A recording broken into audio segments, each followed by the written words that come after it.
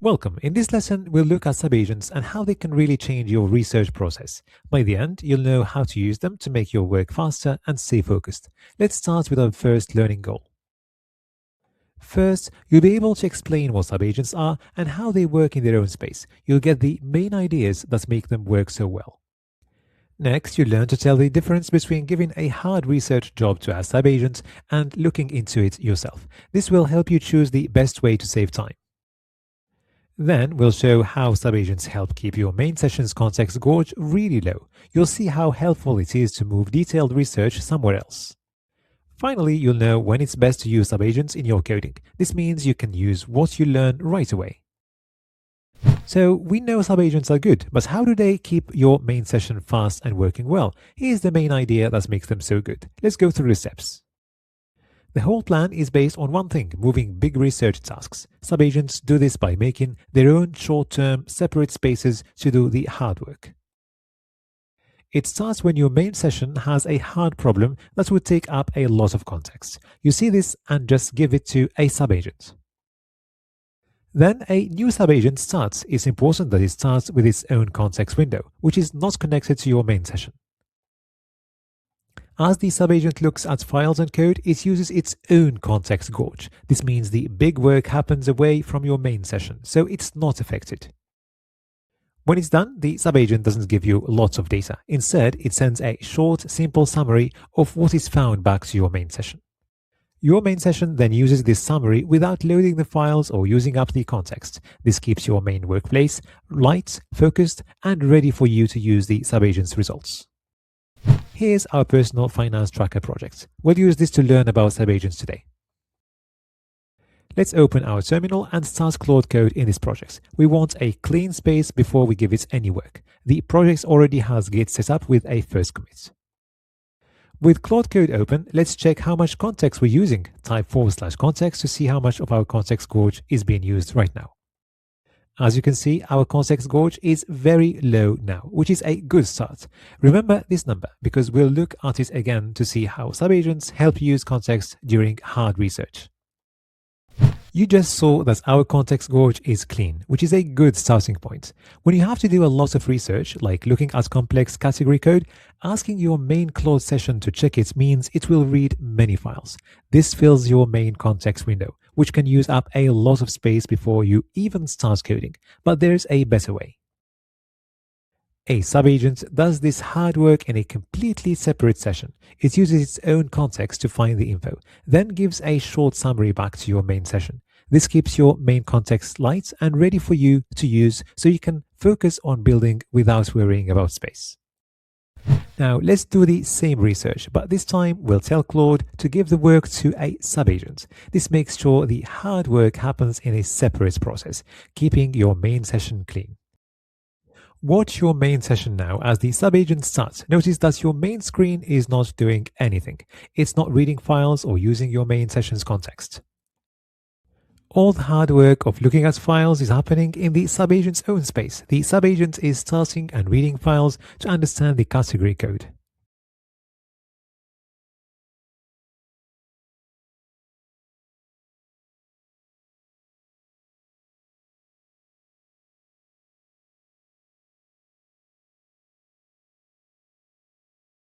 When it's done, the subagent gives us exactly what we need, a clear look at the code and data for category calculations, and a possible problem. This short summary is the only thing that goes into our main session's context. With the summary, you can now ask for specific code, showing how easy it is to follow up on what is found. Now let's look at the context gauge again. You'll see that the context barely changed, showing how well the subagent kept our main session light and ready for more work.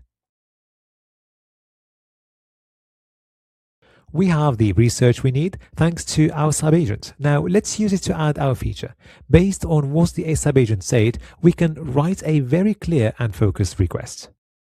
Notice how focused this is. Claude isn't wasting time looking around or trying to understand the code. It already knows where to look and what to change. The subagent did that hard work for us, so the main session can start building. Claude now reads the files to understand the code, starting with transactionservice.js and categorysummary.jsx. It keeps going by looking at category summary.module.css and app.jsx, getting all the info it needs. Finally, it looks at dashboard.jsx to understand the prop chain. Now with all the info, Claude shows its plan for adding the budget alert system. Starting with the service layer, Claude gets ready to change transaction-service.js to add budget features. It changes transaction-service.js by adding category budgets and a new function getBudgetAlerts to figure out budget problems. With the service layer done, Claude is working on the next steps. Next, Claude works on app.jsx to bring in and use the new getBudgetAlerts function. It adds getBudgetAlerts to app.jsx, making sure the budget data is available. Claude works on the changes, getting ready to pass the budget alerts down. The budget alerts are then passed from app.jsx to the dashboard component. With the data flowing, Claude moves to the next step of passing the alerts. The task is to pass the budget alerts through dashboard down to category summary. Claude changes the dashboard component to accept the budget alerts prop. Changes are made, and Claude is getting ready to pass the prop down. The budget alerts are then passed from dashboard to the category summary component. With the data passed, Claude moves to showing the visual alert. The next step is to change category summary.jsx to show the alert when a budget is too high. Claude changes category summary.jsx to show a warning badge based on the budget alerts. Claude works on these changes, making sure the alert is ready for styling. Finally, the .alert style needs to be added to the CSS file to look right. The new .alert style is added to category summary.module.css, setting how it looks. With all the code changes done, Claude gets ready for the last check. As part of what we do, Claude runs the tests after making changes. This makes sure our new feature works well and doesn't cause any problems.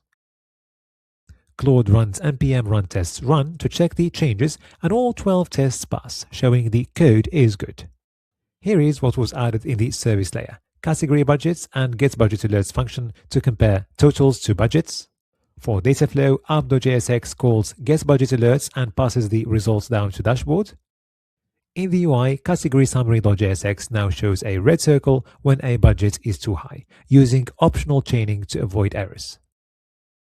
The whole task from research to coding and testing was done in just over a minute, showing how good Subagents are. With all the changes done and tested, we're ready to start the dev server and see the new budget alert system. Our code is working as it should. The food category went over the £200 limit, so it's marked. Now that you've seen Subagents in action, you might wonder when to use them. Knowing when to use a subagent instead of looking yourself is important for working well. Let's look at the main things that will help you decide, starting with the size of your question. When you need to understand a big part of the code or read many files, like asking how does this module work, a subagent is good at finding the info for you. If you only need to know one thing about one or two files, like what are the arguments for this function, it's faster to look yourself. Think about how much context your research will use. If looking yourself will use a lot of context by loading many files, a subagent is the better choice. For simple questions, looking yourself doesn't use much context, keeping your main session light. What you want to get out of it also helps you decide. If you want a summary, let the subagents find the info for you. But if you need to look at the code, understand the details, or debug lines, looking yourself is better. Think about how your research is connected to coding. If the research will help you with later coding, a subagent can give you that info separately. But if you're making coding choices as you learn, you'll want to look yourself, because research and coding are connected. How well you know the code is important. If you're new to a project and want a quick overview without getting lost in details, a subagent is good. But if you know the code well and can find info fast, looking yourself lets you use that knowledge. Now let's save these changes with a clear message. Add category budget alert system using Subagents research. Claude is making sure our Git history is clear.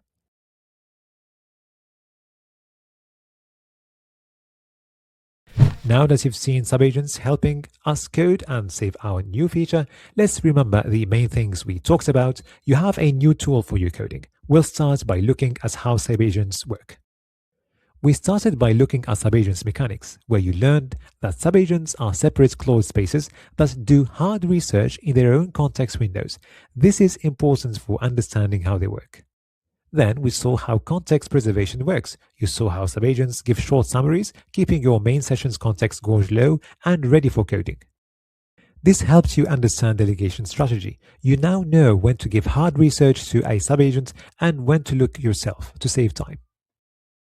Finally, you saw practical application of subagents in a real project. We showed how they can find info in code and help with coding new features.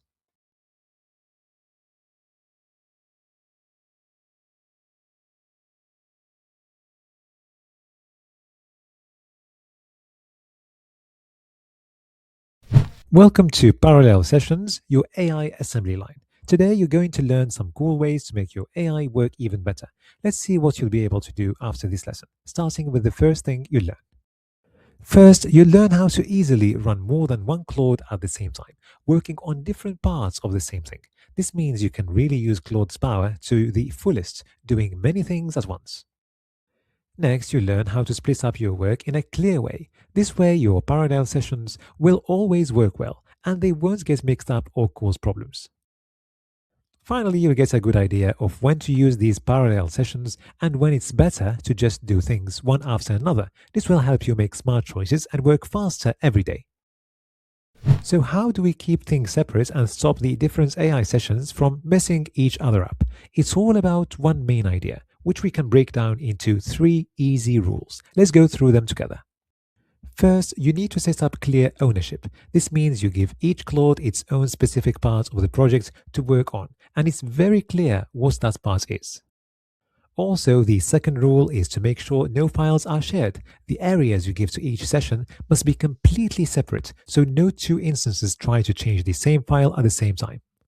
Finally, you make these rules clear with your words. You have to say clearly in your prompt what files and folders Claude is allowed to change, creating rules that it will follow. Let's turn that main idea of clear rules into a real example. Imagine you're working on an app to manage your money. Here's how you could split up the work to have 2 AI helpers coding for you at the same time. In your first session, you can focus on how the app looks. You could ask Claude to add a search bar to your list of transactions, which is a common thing to do on the front end. At the same time, you can have a second Claude working on the data part. You might ask it to add new functions for figuring out how you're spending your money. The work in session 1 is all about how things look. You're changing a React component to show the user only what they want to see based on what they type in. On the other hand, the second task is all about the back end. You're creating data logic that processes information and it doesn't directly connect to what the user sees. Here's how to make this safe. You'll tell Claude that all changes for the search bar must happen only in your components directory. Also, you'll tell the second Claude that its work on the new service functions must be only in the services directory, so there's no overlap between sessions. First, let's open our first terminal window and start Claude by typing Claude and pressing enter. You'll see the Claude Code interface ready for you to give it instructions. Now open another terminal and do the same thing. Type Claude and hit enter to start another Claude ready for a different task. Going back to our first Claude session, we'll give it the first task. This one will add a search bar that lets you filter the list of transactions. We're telling Claude to add a search bar to transactionlist.jsx that lets you filter without caring about upper or lowercase. Remember the rule, only change files in source/components. As the first Claude starts working on the search bar, we'll quickly go to the second terminal.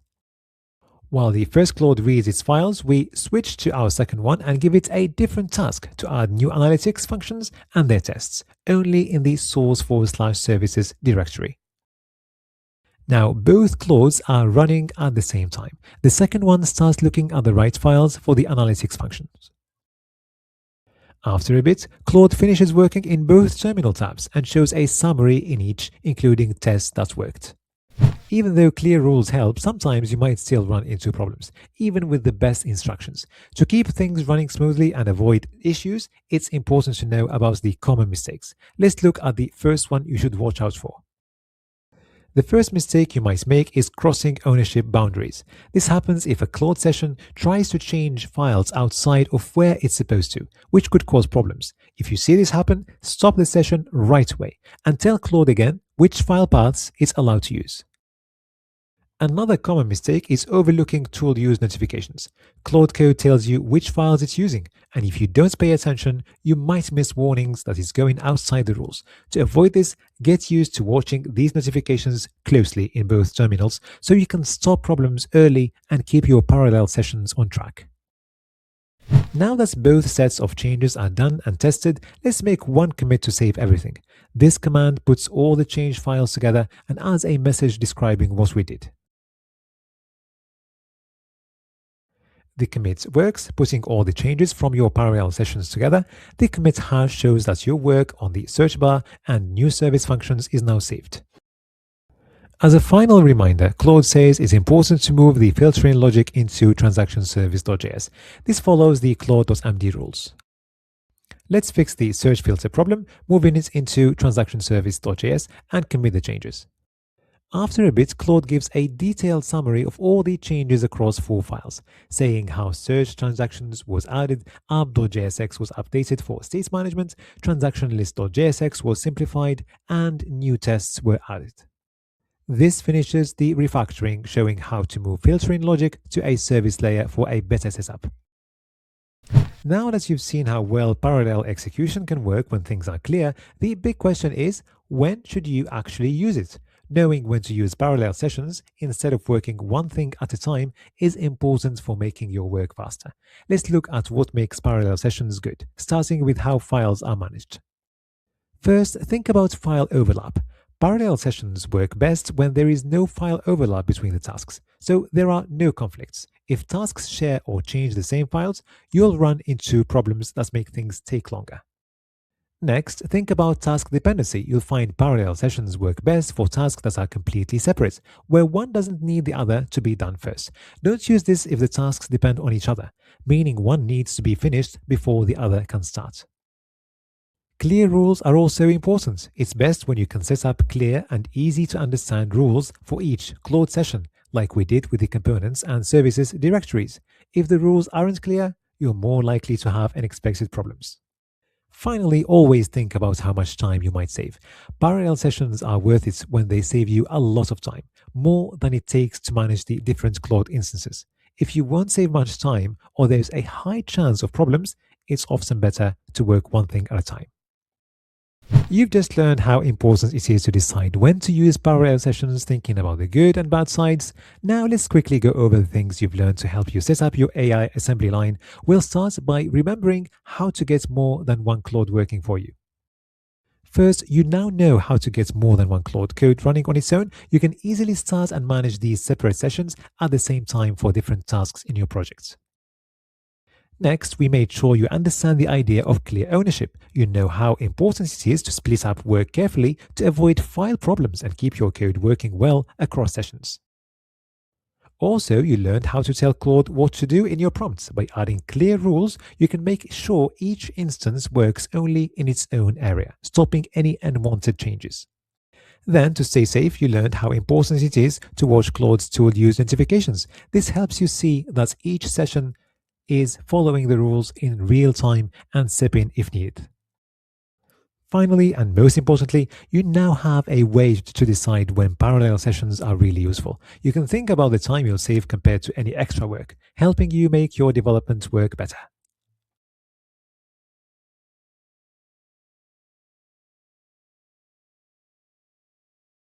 Thanks for watching. If you like this, you'll love Zenva Academy. 300 courses where you learn AI by building real apps. Links in the description.